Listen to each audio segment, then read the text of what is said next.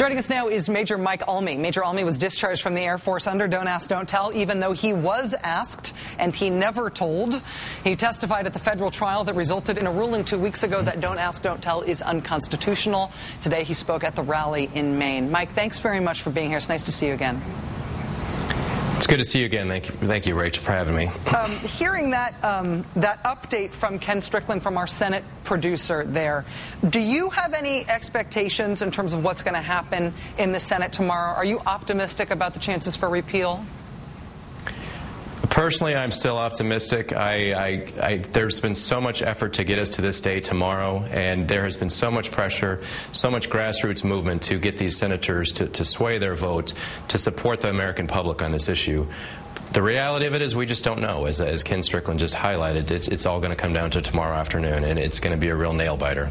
I wonder if being at that rally today, I was looking at the crowd shots of that rally, and it's obviously people turning out for Lady Gaga, but also for the issue. Such a young crowd out there on that beautiful day in Portland, Maine. I wondered if that sharpened for you your sense that we've talked about before, that this is really a generational issue.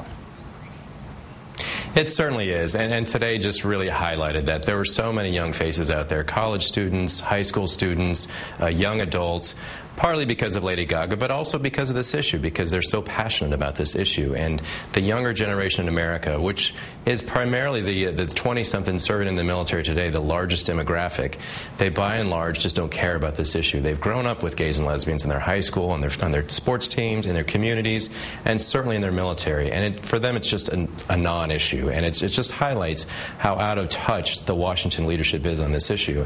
And it's a sad day when Lady Gaga has shown more leadership on this issue than the large majority of our elected officials in Washington. Let me ask you specifically about the argument that she was making that we excerpted in the lead-in here.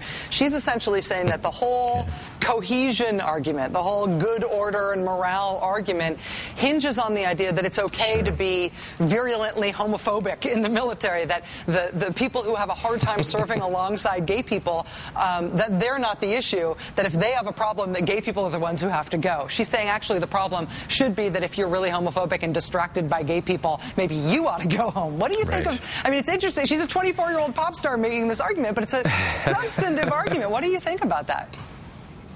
I think she was spot on, and if you remember way back in 1993 when Colin Powell and the other leaders, military leaders, testified before Congress, they alluded to that very fact, that Don't Ask, Don't Tell isn't there to protect the gays and lesbians serving in the military. It's there because of the homophobia in the military, because the straights that are serving in the military didn't want to serve alongside the gays and lesbians that are already in their units. They felt uncomfortable. It's not there to protect the gays and lesbians because we're already serving. We've been serving. As long as we've had a military defending this nation, we've had gays and lesbians serving them, and we will continue to serve. Major Mike Almy, thanks very much for being here, and just as we're going to be bugging Ken Strickland all day to find out how things are going, we're probably going to be bugging you too. Stay in touch tomorrow, okay? Always a pleasure, Rachel. Thank you. Thanks, Mike.